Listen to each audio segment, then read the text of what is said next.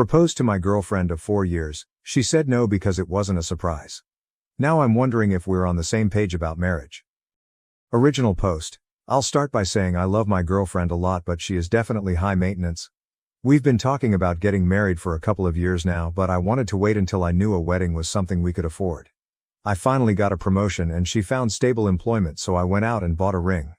We went on a vacation last week. The whole trip was very romantic, and I proposed to her on the beach, which I thought she would have wanted. Turns out she expected it all along because the trip was so romantic and she said no. She wants me to try again but wants it to be a surprise this time. She also wants a photographer to be there to capture the moment. It was pretty fucking embarrassing when a few people came up to us to congratulate us and she was explaining why she said no. I'm not sure what to do. She wanted it to be a surprise but also wanted me to propose as soon as I felt ready to. We also talked about her ideal engagement, and it's on a beach, yes, seriously. In a forest or in a field. I can't imagine any possible scenario where I could surprise her at one of those locations. She is not the outdoorsy type, so it'd be unlikely she would be in any of those locations anyways. I explained my frustration to her and she just said, well, if you want to get married you will find a way to make it work. It seems so bratty and immature and I'm not sure how to deal with her now. I'm still really pissed off about it. What should I do about this? Am I wrong to be pissed off? TL.er. Proposed to my girlfriend but she said no because it wasn't a surprise and there wasn't a photographer there to capture the moment. Only wants to get engaged if the proposal fits a very specific image she has. Relevant comments. Comment 1. Your girlfriend doesn't sound nearly mature enough to get married. Take this as a sign of your life to come and get out. OP. I think you're right. I had been trying to justify it for her, but judging by the overwhelming response I should probably break it off. Comment 2. Ask your good friends their truthful opinion on her, and make sure to let them know that they won't get a backlash for saying something bad. They know better than us. OOP. My friends can't stand her. Comment 3. Take the ring back to the jeweler. Does she want an engagement or does she want a marriage? I can totally see bridezilla growing on her already. Yikes. OP. Yeah, that's another thing. When we were talking about her dream proposal, she was showing me her Pinterest for her dream wedding, and it's full of stuff we won't ever be able to afford. I told her it's unlikely our wedding would be like that, but we could still make it nice, and she said she'd rather wait till we can afford her dream wedding. Comment 4. And by rather wait, I suspect she means nag you about either getting a better job or taking out a loan to pay for what she wants. Don't do this to yourself, man. OOP. Yeah, she told me I could start selling some of the furniture I make, which is something I do as a hobby that she wants me to turn into a second job. Update. Here's a link to my last post, but it got deleted. To summarize, I proposed to my GF on a nice vacation and she rejected it because she knew it was coming and there wasn't a photographer. Thank you all for your comments and messages. Sorry I couldn't respond to most, but I read them all. I decided to try and talk about it with her one last time before throwing in the towel. I wasn't really expecting much, but I just wanted to see if she'd see my side.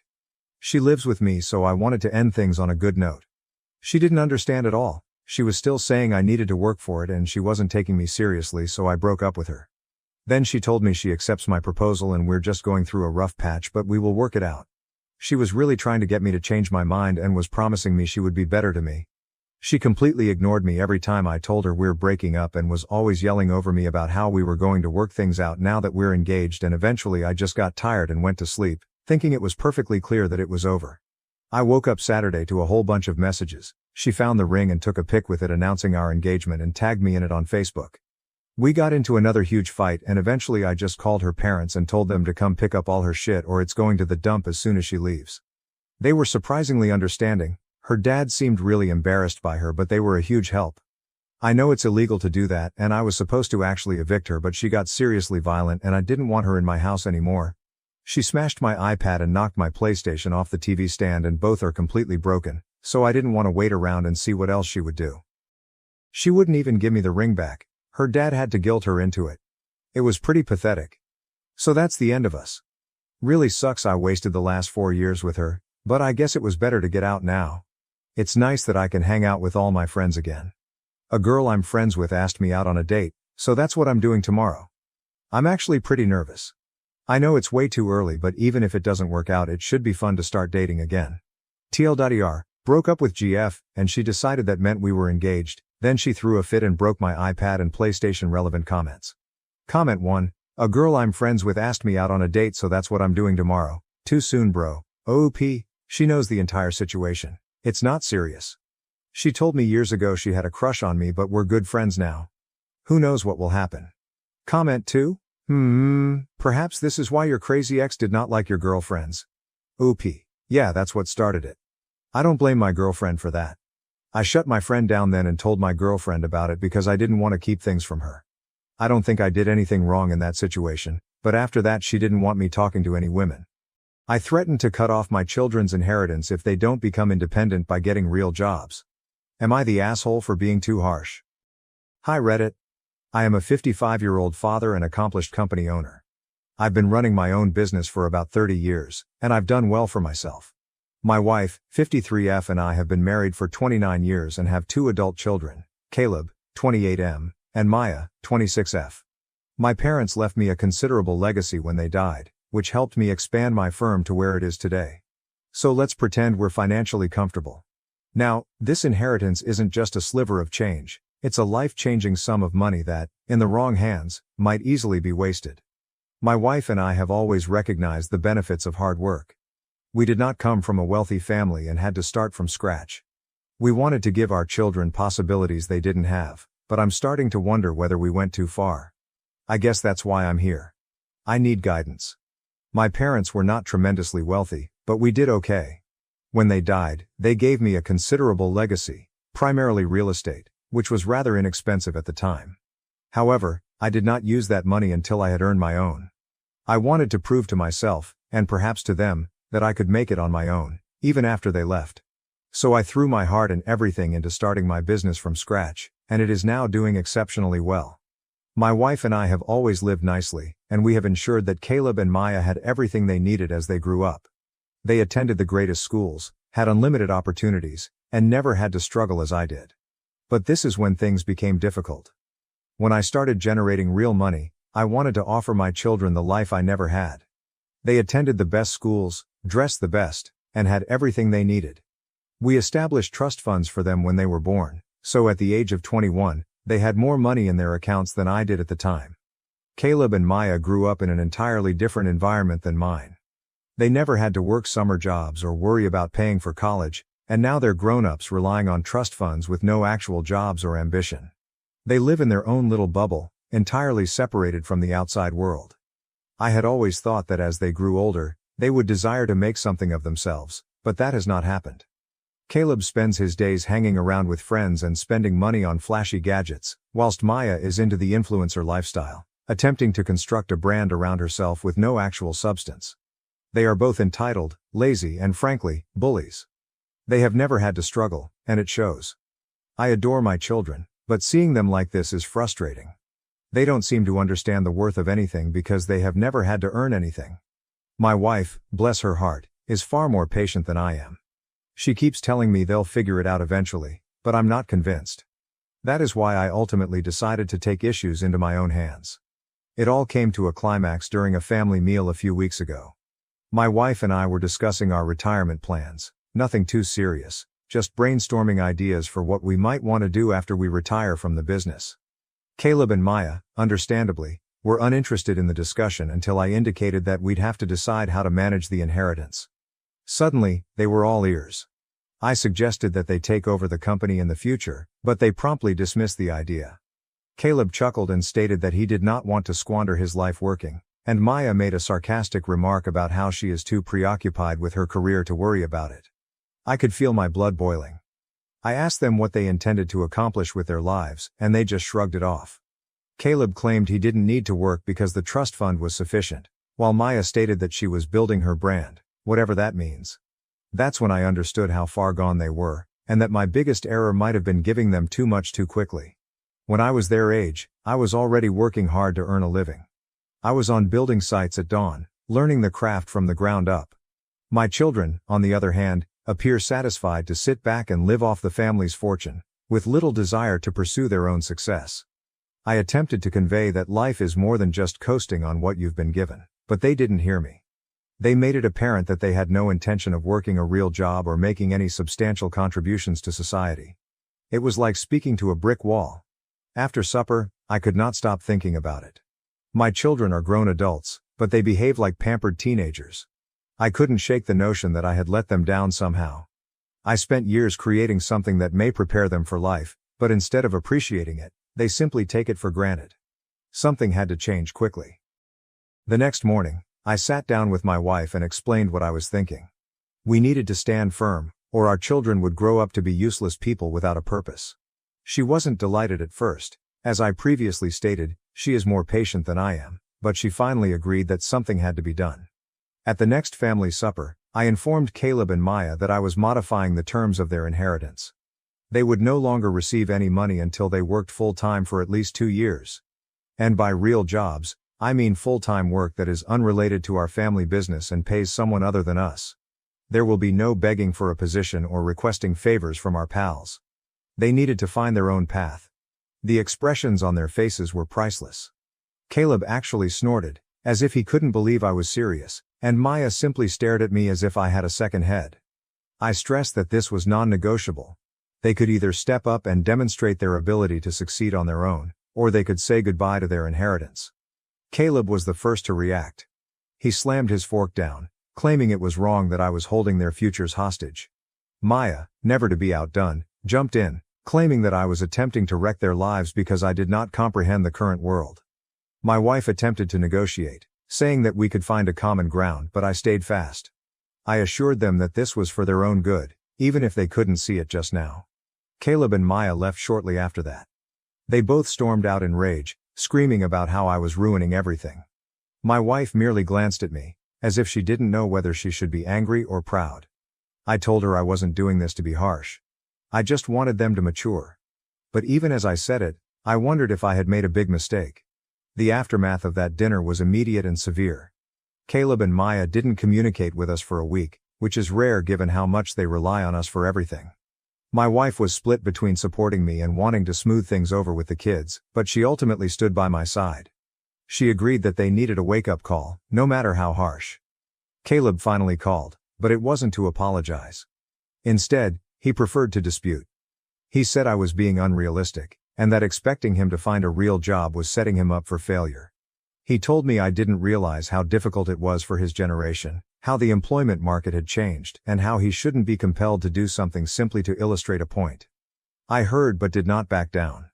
I reminded him that everyone has to start somewhere, and that if he was serious about his future, he'd figure out how to make it happen. Maya chose a different method.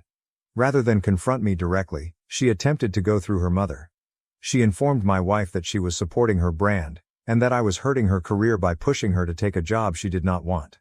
My wife, bless her, attempted to be diplomatic, but she eventually informed Maya that she needed to stop relying on us and start working on her own.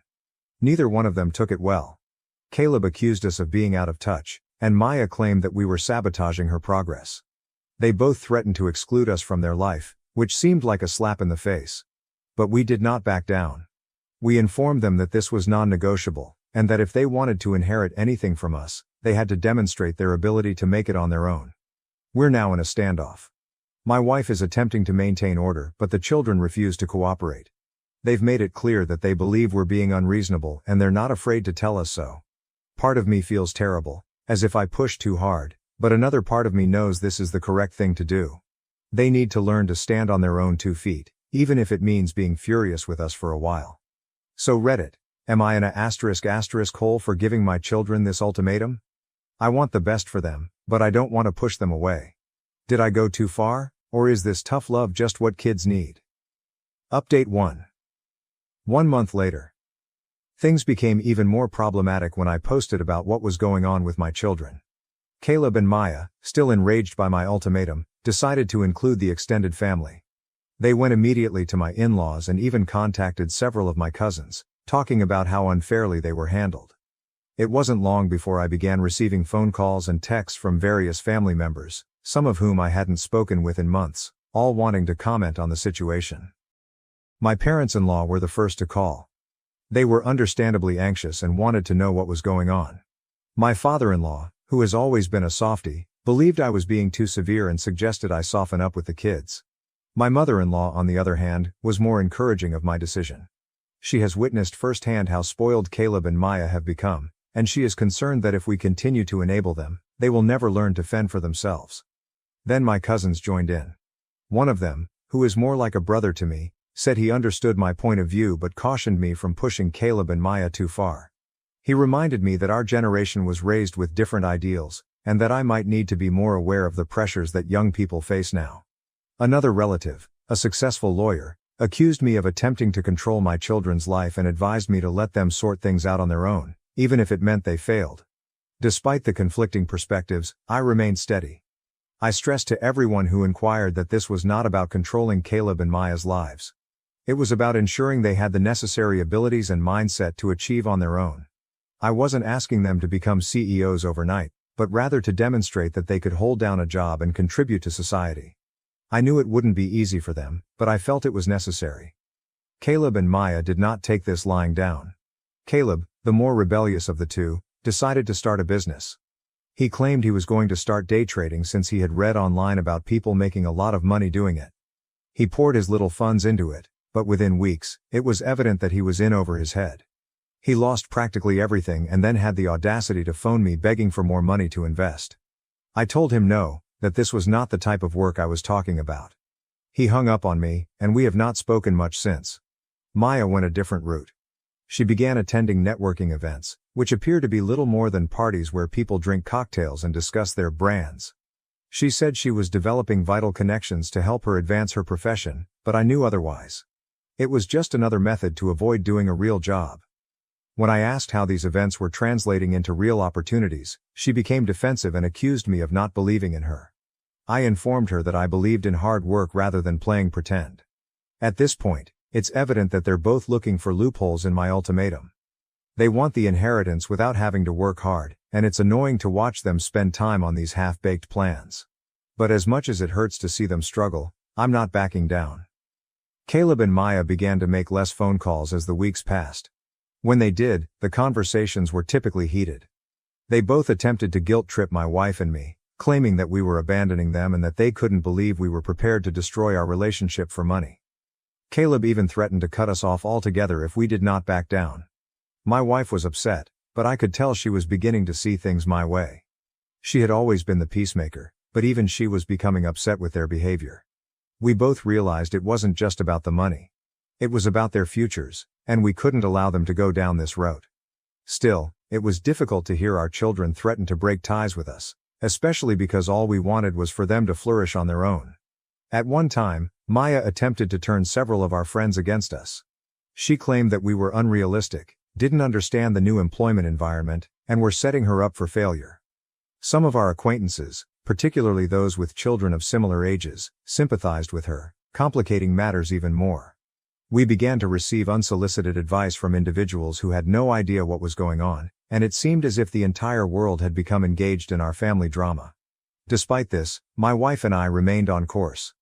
We understood that succumbing now would only reinforce the behavior we were attempting to change, but it was difficult, really difficult.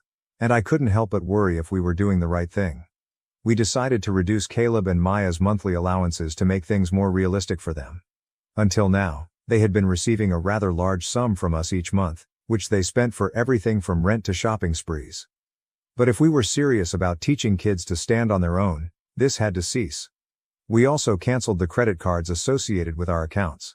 If they wanted to continue living the way they had been, they'd have to figure out how to pay for it themselves. The reaction was quick. Caleb called, enraged, claiming that we were attempting to bankrupt him. Maya wrote a lengthy emotional email accusing us of being uncaring and said that she didn't know how she would survive without our help. My wife and I read it together, and while it was difficult to watch her sad, we knew it was the push they needed. We responded by assuring her that this was a normal part of growing up and that we were certain she would figure it out if she tried. For the first time, they were confronted with the reality of limited cash. Caleb could no longer afford his expensive hobbies, while Maya had to cut back on her socializing. They were both angry, hurt, and bewildered, but we could only hope that this was the tipping moment. It was a tough love approach, but we felt it was the only way to get through to them. So, Reddit, what are your thoughts? Are we going too far, or is this just what they need? I'm staying solid in my decision, but it's taking a toll on our family. I would appreciate any help or insights you can provide. Update 2. 6 months later. Hello Reddit. We appreciate all of your help and advice over the past few months. It's been a difficult journey, But I thought it was time to update you on what's happened since my last post. First, I'd like to add that I took several of your comments seriously, particularly the ones about mixing tough love with emotional support. So this is what has been going on. Let us start with Caleb. He was missing for a bit after our most recent major disagreement. He wasn't returning calls, and when we did speak with him, it was evident he was still upset over the whole thing. I knew he was going through a difficult period, but I also realized he needed to figure things out for himself, so we gave him space. Caleb realized around 2 months after the ultimatum that he couldn't keep coasting on his remaining savings. With no income and no help from us, he was compelled to look for work. He initially sought to apply for high-paying opportunities in industries where he had no experience, but when those didn't work out, he had to lower his expectations. He eventually got a job at a local manufacturing business. It wasn't flashy, and it wasn't what he wanted. But it was a legitimate job with genuine hours and a real payment. The first few weeks were tough. Caleb frequently complained about the physical effort, the early mornings, and the monotony of the job. He despised every minute of it and made sure we knew. But my wife and I remained supportive, encouraging him to persevere and reminding him that everyone has to start somewhere. He gradually, and I mean slowly, began to acclimate. He began to take pride in his work, and while he would never confess it to me, I could tell he was beginning to recognize the significance of what he was doing. He's been at the facility for nearly 4 months, and while it's still not his ideal job, he's no longer considering quitting every day. He's even started saving a little portion of his paycheck, which he'd never done before. It's a little step, but it's progress, and I applaud him for sticking to it. It's evident he's not quite there yet, but I'm seeing hints of the guy I always knew he could be. Now on to Maya. Her journey has been unique, but equally tough. After we took away her stipend and canceled her credit cards, she tried to keep up appearances for a while. She'd continue to brag on social media about her fantastic life, but it was clear that things were falling apart behind the scenes. Maya eventually understood she couldn't keep pretending things were fine. People stopped attending networking meetings when they discovered she couldn't actually provide anything important in return, and parties ceased being enjoyable when she couldn't afford to keep up with the crowd. It was a terrible wake-up call for her, and for a time, she appeared lost. But then something interesting occurred. One of the people she met at a networking event mentioned an entry-level position with a marketing agency. It wasn't enjoyable, and it certainly wasn't the influencer lifestyle she'd been looking for, but it was a job. After some coaxing and encouragement from my wife, she applied and was hired. She had a difficult first several weeks too. Maya was not used to answering to anyone and struggled to acclimate to the job's structure and deadlines. She contacted us several times in tears, unhappy with her supervisor or overwhelmed by her task, but like with Caleb, we remained supportive while telling her that this was part of growing up. She gradually regained her footing. She's been with the firm for approximately 3 months, and while she still doesn't love it, she's starting to understand the importance in what she's doing. She even discussed taking some courses to hone her talents, which is a significant step for her. With both Caleb and Maya now working, our family's dynamics have begun to evolve. Our once stressful and unpleasant family reunions have gradually become more relaxed. There is certainly some stress. Caleb and Maya aren't delighted with their new circumstances, but there is also a sense of relief. My wife and I have tried to be there for them as much as we can without giving in or bailing them out, and I believe they are beginning to appreciate that. Interestingly, Caleb and Maya have begun to bond via their common professional experiences. They have always been close, but this is different. They are commiserating about their work, sharing anecdotes about their difficulties, and even giving each other advice. It's good to see them supporting one another rather than relying solely on us for everything. Our extended family has also begun to come around. The family who initially condemned our decision are starting to recognize the advantages. They've seen the changes in Caleb and Maya, even commenting on how much more adult they appear. My wife and I still have moments of doubt, but we are increasingly confident that we made the right decision. I won't lie, witnessing my children suffer has been difficult. There have been times when I wondered if I made the right decision. But seeing them gradually begin to figure things out has been fulfilling in its own way. I know they aren't out of the woods yet, but they are making progress, which is all I can ask for. So that's where things are now. I know this trip is far from over, and there will be more hurdles ahead, but I am cautiously optimistic. Thank you again for all of your advice and assistance. It's been quite helpful as we navigate this difficult circumstance. I'll keep you all updated if there are any noteworthy developments. In the interim, Any suggestions for how we can continue to help Caleb and Maya without coddling them would be very welcomed. Update 3. 1 year. Mark, hi Reddit. I am back with another update. It's been about a year since the whole affair began, and I wanted to explain where we are now. First and foremost, I'd like to thank everyone who has followed our tale and offered advice. It's been a difficult year, but one of growth for all of us. Recently, we held a large family gathering to review how things were going. Caleb and Maya were both present, as was my wife, and it was the first time we'd all sat down together since the inheritance ultimatum began. I'm not going to lie. I was nervous. I wasn't sure how they'd react or whether they'd be willing to discuss their development. But to my surprise, the chat went better than I had anticipated. I began by telling them how proud I was of the progress they'd made over the last year. Caleb has stuck with his job at the manufacturing factory, and while he doesn't particularly enjoy it, he has made significant progress. He's acquired a strong work ethic, and his supervisor even told me, via a common contact, that Caleb has been doing an excellent job. He started saving money and is thinking of taking some night classes to better his skills. Maya, on the other hand, has begun to establish her foothold in the marketing world. She's still at the same company, but she's taken on additional responsibilities and even directed a few small projects. She's started talking about her job with pride, which I hadn't heard her do before. She's also enrolled in several online classes to expand her knowledge, and she's starting to realize the importance of working her way up rather than expecting everything to come easily. We discussed the inheritance circumstances again to ensure that everyone was on the same page. I underlined that the terms remained unchanged, 2 years of steady, meaningful work before they could get their inheritance. Caleb and Maya both accepted this without fight, which was a huge relief. It's evident they're not happy about it, but they're not fighting it as hard as they were before. As we were winding up our talk, something unexpected happened. Caleb added that his employer had been speaking with him about a promotion. It's not a great leap, but it would entail more responsibility and a higher salary. He appeared shocked that he was being considered, but I was not.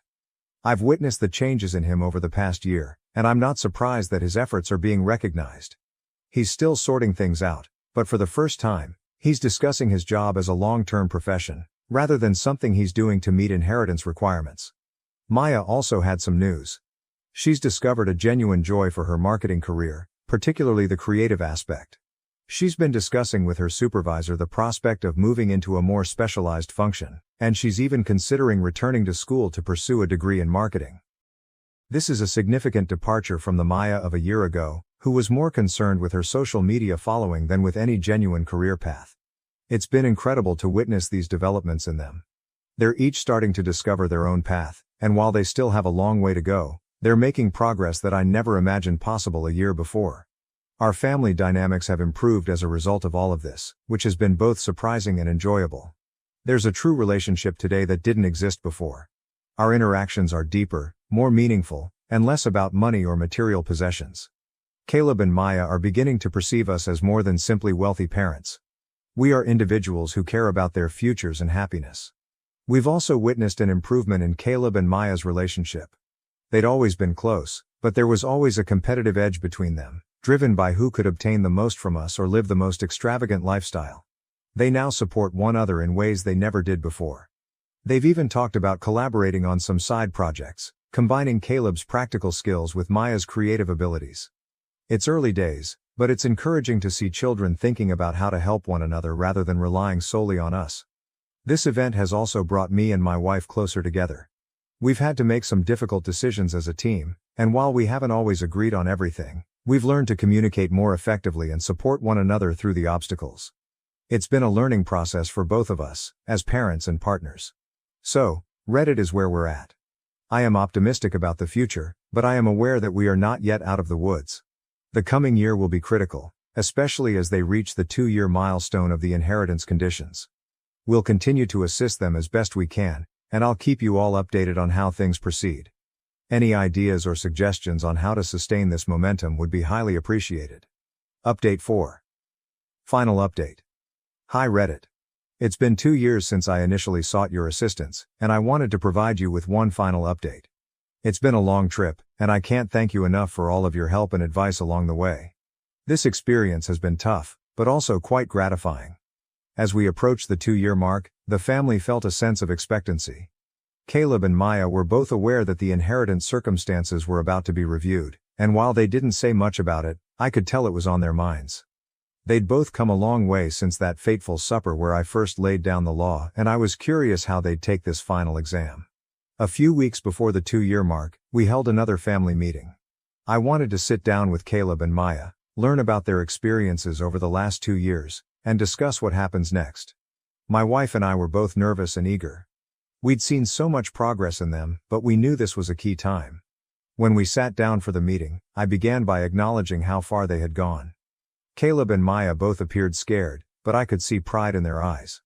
They knew they'd worked hard, and I wanted to make sure they knew we noticed and appreciated it. Caleb was the first to speak. He discussed his time at the production factory and how he came to see work as more than simply a means to a goal. He's been promoted twice since my last update, and while it's still not his ideal job, he's beginning to recognize the value of hard effort and consistent advancement. He's also begun to take on some side projects, utilizing the talents he's gained at work to create something of his own. It's evident that he's considering his future in a way he never has before. Maya then told her story. She is still with the marketing agency, but her work has become more specialized, with an emphasis on creative projects. She's also taken some college courses in marketing and design, and she's discovered a genuine enthusiasm for her profession. Maya has always been creative, but now she's turning that creativity into something solid, something that could lead to a real job. She's pleased with her accomplishments and optimistic about the future. After they were finished, my wife and I discussed our ideas. We told them how proud we were of their growth, how they had overcome obstacles and learned from them. We discussed how important their trip has been and how it has prepared them for whatever is ahead. Then I surprised them. I informed them that due to their growth, we were increasing their inheritance.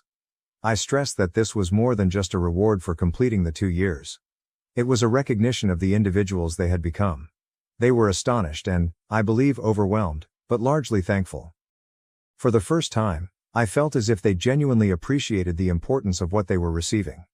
Not just the money, but also the lessons they acquired along the road. So where are we currently?